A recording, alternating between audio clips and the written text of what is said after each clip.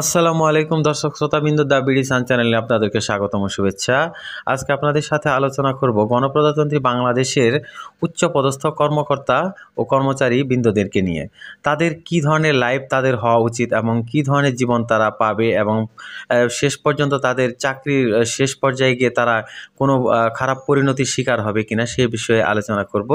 আপনারা দেখেন যে বাংলাদেশে আসলে কিন্তু আমরা স্বাধীনতা পেয়েছি 55 বছর আগে অলমোস্ট। তো কিন্তু আমাদের দেশে গণতন্ত্রের ছোঁয়া কিন্তু লাগেনি। প্রথম থেকেই স্বৈরতন্ত্র এদেশের ওপর জেঁকে বসেছে। তারপর একের পর আপনার কুয়ের মাধ্যমে সামরিক শাসন, নানান কিছুর মাধ্যমে শেষ পর্যন্ত গণতন্ত্রের একটু আজ 91 সালে একটু লেগেছিল। তারপরে কিন্তু দেখা গেছে সবাই কিন্তু আসলে সরকারি কর্মকর্তা কর্মচারীদেরকে তাদের পক্ষে নেওয়ার জন্য একটা প্রতিযোগিতার মানে নোংরা প্রতিযোগিতায় নেমে পড়ে, যার কারণে কিন্তু আসলে প্রজাতন্ত্রের কিছু উচ্চপদস্থ কর্মকর্তা কর্মচারীরাও কিন্তু এই ফাঁদে পা দেন, নেতা নেত্রী রাজনীতির পথে পা দেন, যার কারণে কিন্তু তারা আসলে পরবর্তীতে অন্য রাজনৈতিক দলের আপনার প্রতিহিংসার শিকার হন। তো আমি বলবো প্রজাতন্ত্রের প্রজাতন্ত্রের কর্মকর্তা কর্মচারীদের আসলে কিন্তু ডিরেক্টলি রাজনীতিতে হওয়া মানে ইনভলভ হওয়া উচিত নয়। কারণ হচ্ছে এই ইনভলভ হলে, কারণ আপনি দেশের জন্য কাজ করেন, আপনি যখন শপথ নেন, আসলে আমাদের দেশের মনে করেন যে পুলিশ বাহিনী, তারপরে আছে সচিবালয়ে কর্মকর্তা কর্মচারী, প্লাস পরে তারপরে আপনার বিসিএস কর্মকর্তারা, তারা কিন্তু উচ্চপদস্থ স্থানে যায় এবং সেনাবাহিনীর অফিসাররা যখন শপথ করে তারা কিন্তু দেশের জন্যই আসলে শপথ করে। তারপরে দেখা যায় যে রাজনৈতিক আবহের দ্বারা দুর্নীতিবাজ নেতা কর্মীদের দ্বারা প্রলোভিত হয়ে তারা কিন্তু আসলে এই নোংরা পথে পা বাড়ায়, যার পরিণতিতে কিন্তু দেশে স্বৈরতন্ত্র জেঁকে বসে এবং বাংলাদেশ কিন্তু স্বৈরতন্ত্রের ফাঁদ থেকে আসলে বেরোতে পারেনি। তো শেষ পর্যন্ত স্বৈরতন্ত্র বাংলাদেশে আপনার থাকলো 17 বছর, প্রায় একটানা হাসিনা রেজিম।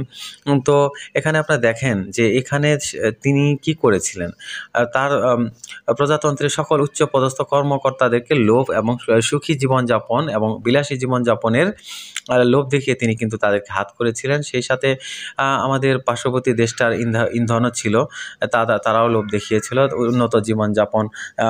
আপনার আর্মি অফিসার, পুলিশ অফিসার এবং সচিবালয়ের বিভিন্ন কর্মকর্তা, আইনজীবীদের আসলে অনেক কিন্তু হাত করে ফেলে। এই দেশের উপর নোংরা নজর অনেক কিছু দেশের আছে প্রতিবেশীর। তো আপনার এটা কিন্তু আসলে প্রজাতন্ত্রের কর্মচারীদের জীবনটা এমন হবে, আপনি তো আসলে আপনি হচ্ছেন প্রজাতন্ত্রের কর্মকর্তা, আপনার কথা মতো নেতারা চলবে, আপনি কেন তাদের মতো চলবেন? নেতা আসবে যাবে, মন্ত্রী আসবে যাবে, প্রধানমন্ত্রী আসবে যাবে, সেখানে যদি আপনাদের মনে হয় যে আমি বিশেষ করে এখানে আর্মি অফিসার যারা আছে তারা আসলে অনেস্ট থাকে, পরবর্তীতে কি যেন হয়ে যায় আমরা জানি না। পুলিশের ক্ষেত্রেও তাই এবং বিসিএস ক্যাডারদের ক্ষেত্রেও তাই। সচিবালয়ে যখন যায় বা বিসিএস ক্যাডার হয়, তারপরে কিন্তু তারা যখন ছাত্র জীবনে থাকে আসলে কিন্তু তারা দেশের জন্য আগে পাগল প্রাণ থাকে, ঠিক আছে, তারা দেশের কল্যাণে কাজ করতে চায়। কিন্তু চাকরি নেওয়ার পরে জানি না কোন ছায়া তাদের উপরে পড়ে, তারপরে আস্তে আস্তে চেঞ্জ হতে শুরু করে, তারা কিন্তু আসলে নোংরা পথে পা বাড়ায় এবং লোভের ফাঁদে পড়ে যায়, ঠিক আছে, লালসার ফাঁদে পড়ে যায়, বিদেশি চক্রান্তের ফাঁদে পড়ে যায়।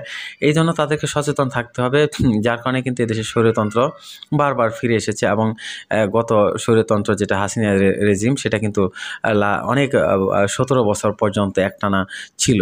তো যাই হোক, এটা কিন্তু অনেক স্বৈরতন্ত্র সরাতে হলে অনেক রক্ত ঝরাতে হয় কিন্তু ভাই।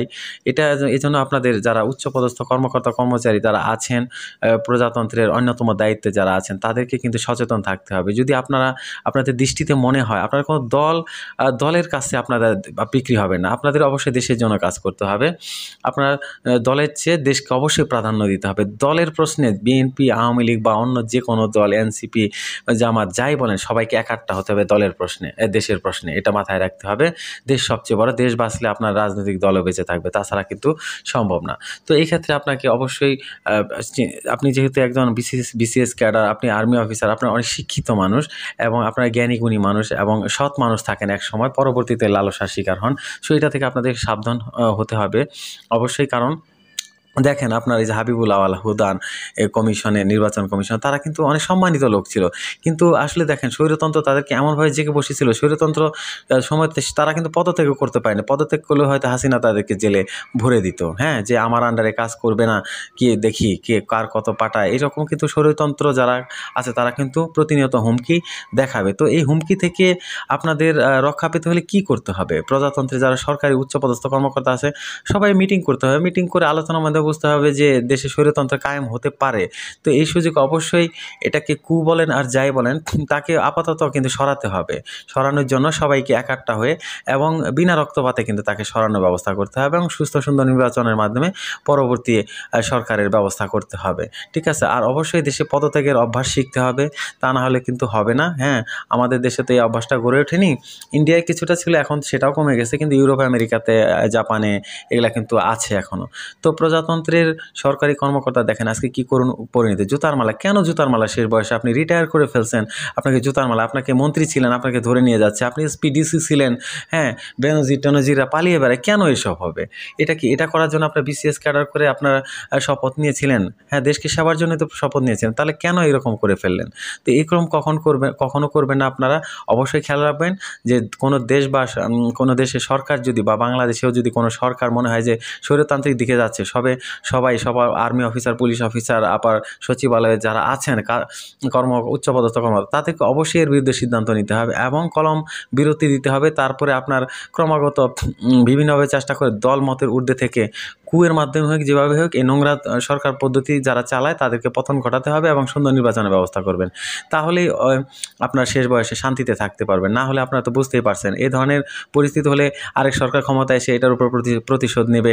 হ্যাঁ, আমার আমলে এই ধরনের নির্বাচন করেছিল, এটা করেছিল, অমকের দায়িত্বে ছিল, তো এই ধরনের পরিস্থিতি যাতে ভবিষ্যতে ফেস না করতে হয়, এইটা থেকে আপনাদেরকে দূরে রাখতে হলে অবশ্যই সংস্কার দরকার। কারণ হচ্ছে এই ধরনের পরিস্থিতি বা এই ধরনের যে বর্তমানে সমাজ ব্যবস্থা, রাষ্ট্র ব্যবস্থা আছে, এই পরিস্থিতি রেখে কিন্তু দেশ চললে কিন্তু আবার সেই পুরনো সাপ গর্তেই ঢুকবে। হ্যাঁ, সেই পুরনো রাজনীতি শুরু হবে। তো এটা থেকে অবশ্যই সংস্কারমনা ব্যক্তিদেরকে সচেতন থাকতে হবে।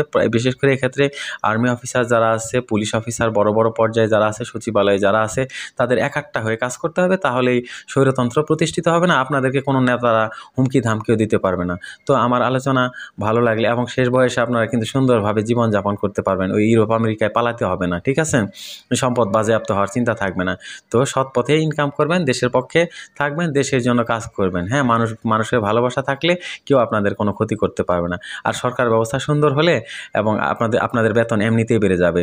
যদি দুর্নীতিমুক্ত হয় তাহলে সবার বেতন আজকে যারা 50,000 পায় তারা 1-2 লাখ পাবেন, এটা হবেই এবং শেষ বয়সে আরামে থাকতে পারবেন। সো আমরা দুর্নীতি এবং প্রভাবমুক্ত এবং সংস্কার সম্পন্ন একটি দেশ গঠন করার চেষ্টা করব। এটাই আমার আজকের আলোচনা। সবার যদি ভালো লাগে আমাকে লাইক, সাবস্ক্রাইব করে আমার চ্যানেলটাকে শেয়ার করবেন। সবাইকে ধন্যবাদ।